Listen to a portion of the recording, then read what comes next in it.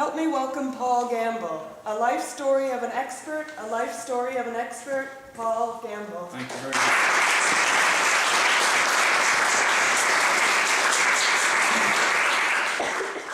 Tonight we have a special guest with us.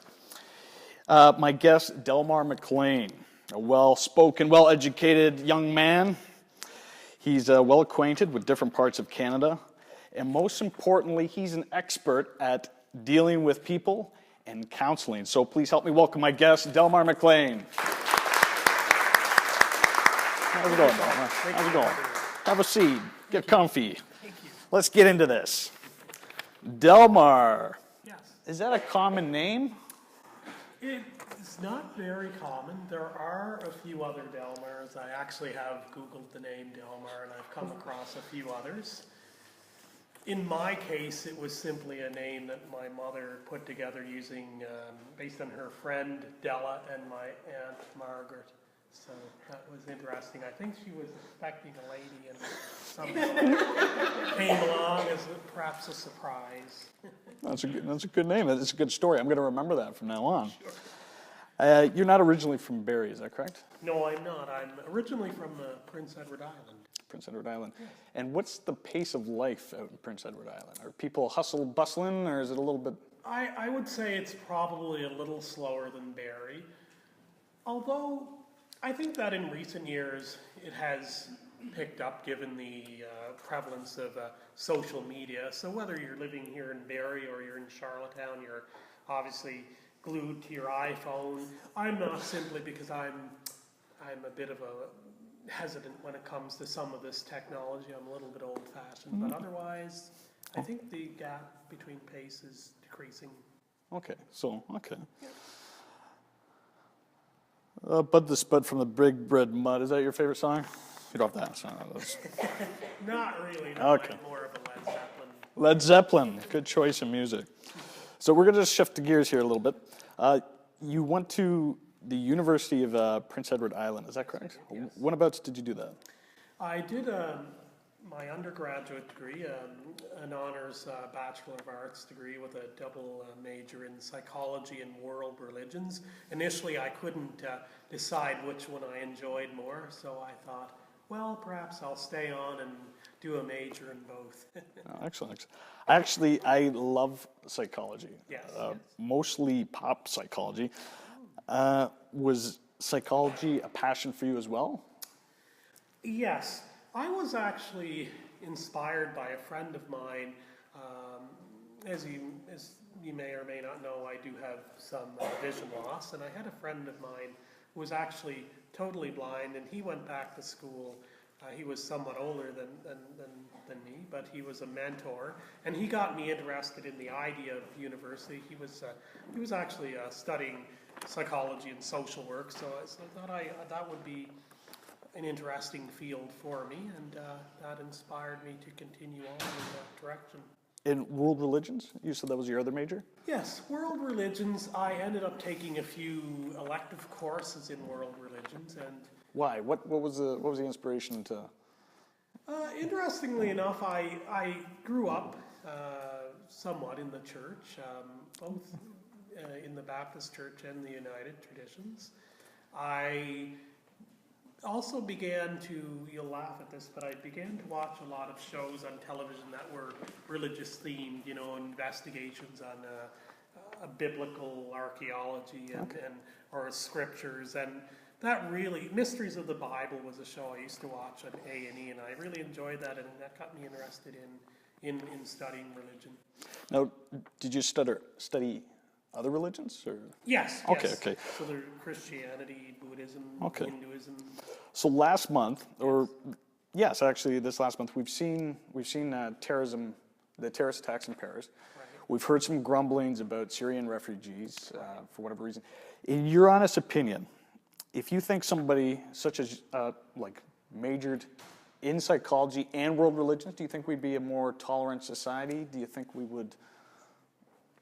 Well, I can't speak for everyone, but I think for me it has allowed me to become more tolerant because I actually have studied Islam, and I understand what their beliefs are. I think the issue is people really don't understand what the beliefs are of specific traditions, and then they make generalizations. So I understand that ISIS, I mean, they're extremists. They don't represent day-to-day traditional Islam, and I think if There's a hidden agenda, or yeah. well, it's like in Christianity, you do have fundamentalists that that picket abortion clinics, or that Now, I'm not saying that a person can't be shouldn't be pro-life, but obviously most of us aren't going to go out and bomb an abortion clinic, but maybe extremists do, right?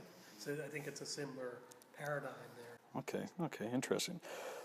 Then after Prince Edward Island University, you got your master's where? I did a master's degree in social work from the university, from Wilfrid Laurier University in Waterloo. So you relocated. You were Yes. on the Big Red Mud, and then you went to Waterloo. Was that a huge shift for you?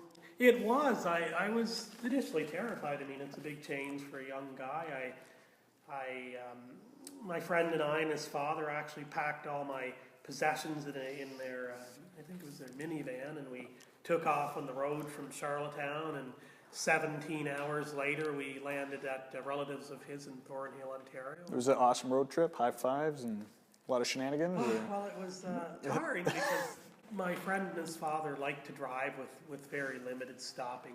So we would occasionally stop 2 minutes at a Tim Hortons, and it was right back on the road. So it was interesting. It was a growing experience for me. At least they stopped. There was no milk jugs or anything like that. So, master's in social work. What would that entail? Would you be wearing a lab coat as part of your homework, or what's? No, the master's degree in social work, it involves, of course, your theoretical courses in the area of clinical counseling practice with individuals, families, and groups in general. There are courses in individual therapeutic models as well as family therapy.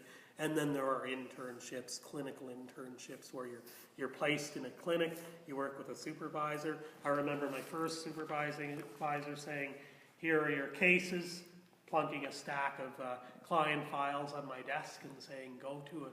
I said, but I really haven't done any counseling. And he said, well, you'll learn. Well, learn by fire. Yes. So now what do you do? What would you say? Now, in my current role, of course, I'm a registered social worker with the Ontario College, and I work for the Canadian National Institute for the Blind, for the Simcoe-Muskoka region here, office in Barrie. I cover actually all of Central Ontario. I'm the Specialist Service Coordination for Central Ontario region. So I do both assessment interviews to look at clients' challenges who are facing vision loss, talking to them about specific services, making referrals for them to fellow vision rehabilitation specialists, and also monitoring their progress through the various the episode of services. So I do case management as well. Okay, one thing I've always noticed about you is you have a nice, very calm, very calm and soothing voice. It's not erratic. Me, I tend to sometimes I'll rattle people. Do you think that helps when you're dealing with clients? Like, what's the typical client, and how do you?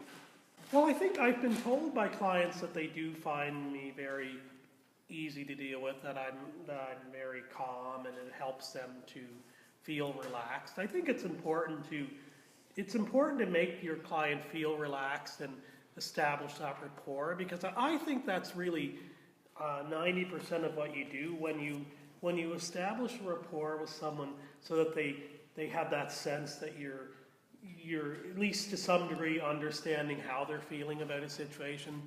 They will work with you, and then you can work together, helping them to come towards solutions. Really, clients have strengths in themselves. People are experts on their own lives.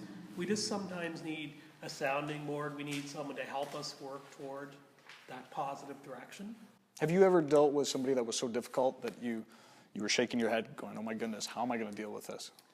I think for me, probably the most challenging clients I've worked with, I remember working with a client before my CNIB time, who in a clinical setting who was experiencing severe depression. And that's very challenging because depression, you have a number of what we call cognitive distortions, where no matter what anybody says, your brain creates a negative perspective. For example, you could go out, walk down Dunlop Street and meet 10 people who say, "Good morning, isn't life great? You look very nice today." And you'll have that one person who is grumpy and makes a negative comment about you. So who do you think they'll remember? The negative comment, and they'll build that up. So sometimes you try to do the best you can, but for some people... Yes, the realization, I think, as you grow as a social worker, is that you can't always help everyone, and you don't always immediately see the fruits of your labor.